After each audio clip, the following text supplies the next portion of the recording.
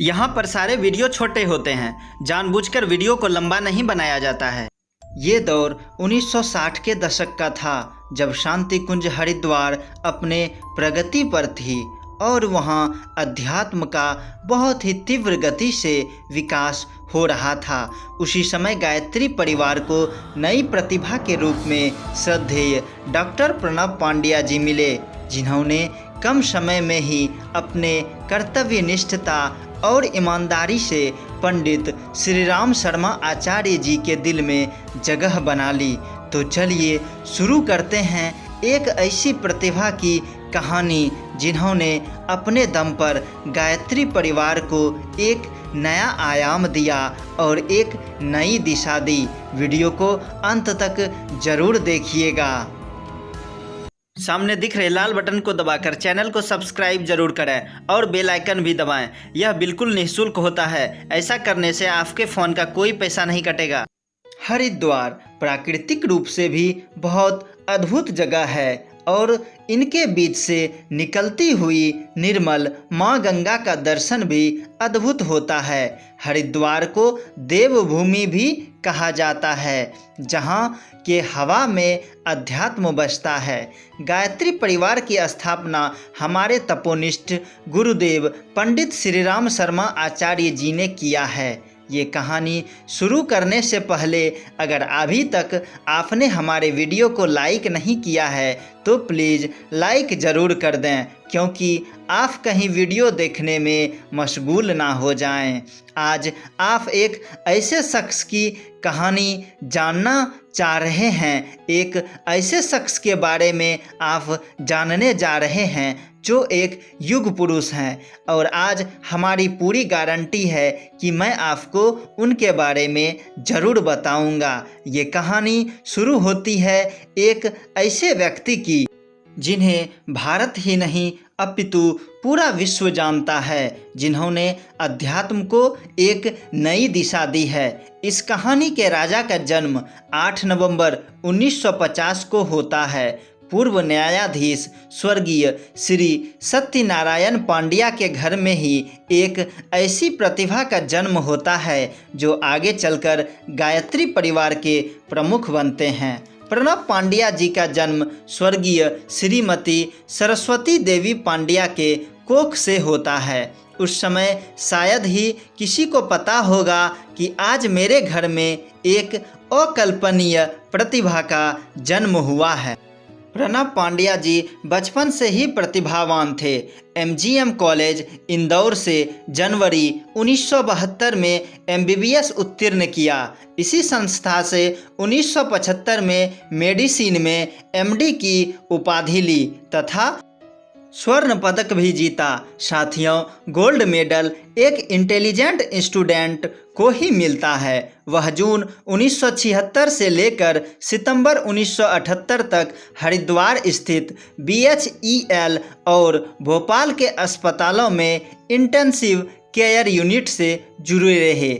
इस बीच वह गायत्री परिवार के कार्यों से प्रभावित हुए और उनका लगाव गायत्री परिवार के तरफ हो गया। साथियों, वो कहते हैं ना कि ज़िंदगी कहीं से भी अचानक एक नया मोड़ ले लेती है और हमें एक नए रास्ते की ओर ले जाती है। शायद ईश्वर ने भी हर इंसान को कुछ विशेष कार्य करने के लिए बनाया है, इसलिए तो हमें कभी कभी मंजिल मिल जाने के बाद भी संतुष्टि नहीं मिलती है और हम अपने वास्तविक रास्तों पर चलते हैं और अपने वास्तविकता को पहचानते हुए रास्तों के सहारे अपने मंजिलों की ओर भागते हैं।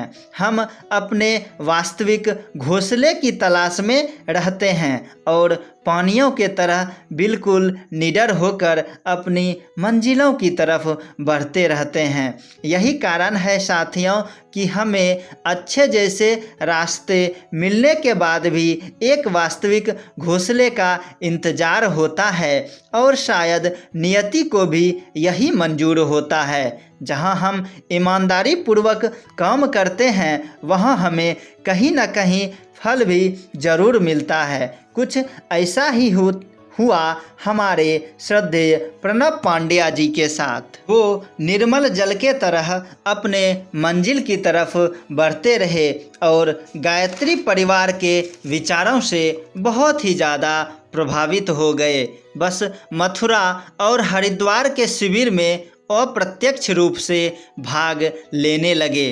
धीरे धीरे वह गायत्री परिवार से इस कदर प्रभावित हुए कि उन्होंने 1978 में अपनी नौकरी से इस्तीफा दे दिया और गायत्री परिवार ज्वाइन कर लिए। वह अपने काम के प्रति ईमानदार और वफादार थे। उनकी कर्तव्य निष्ठता और ईमानदारी से प्रभावित होकर ही पंडित श्री राम शर्मा आचार्य जी बहुत ही ज़्यादा उत्सुक थे और वह उनके विचारों से बहुत ज़्यादा प्रभावित थे। उन्होंने अपनी इकलौती बेटी शैलबाला से उनका विवाह करा दिया। तभी से प्रणब पांड्या जी के अगले गायत्री परिवार के प्रमुख के रूप में देखा जाने लगा।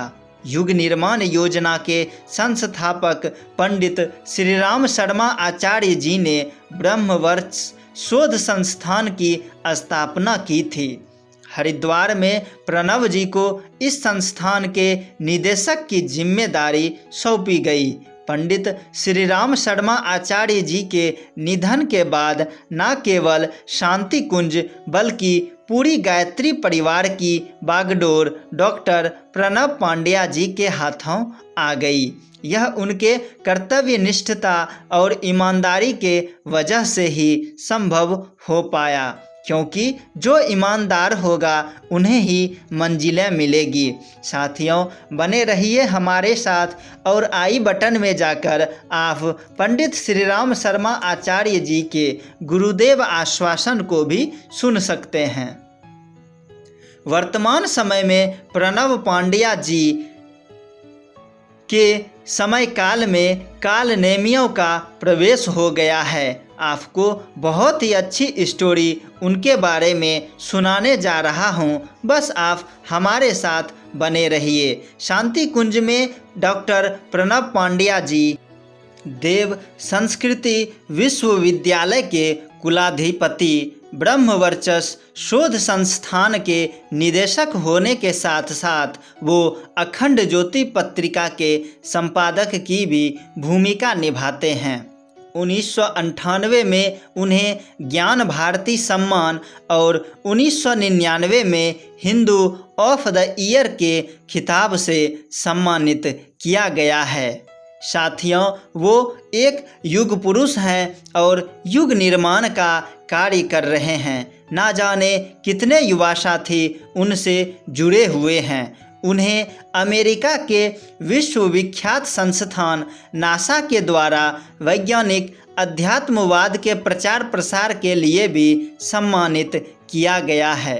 साथियों, मेहनत एक दिन जरूर रंग लाती है और किस्मत को मेहनत के सामने झुकना ही पड़ता है। अगर हम रास्ते पर चलते रहें तो मंजिल मिल ही जाएगी। बहुत ही जल्द प्रणब पांड्या जी पर पार्ट 2 वीडियो लाने जा रहा हूं।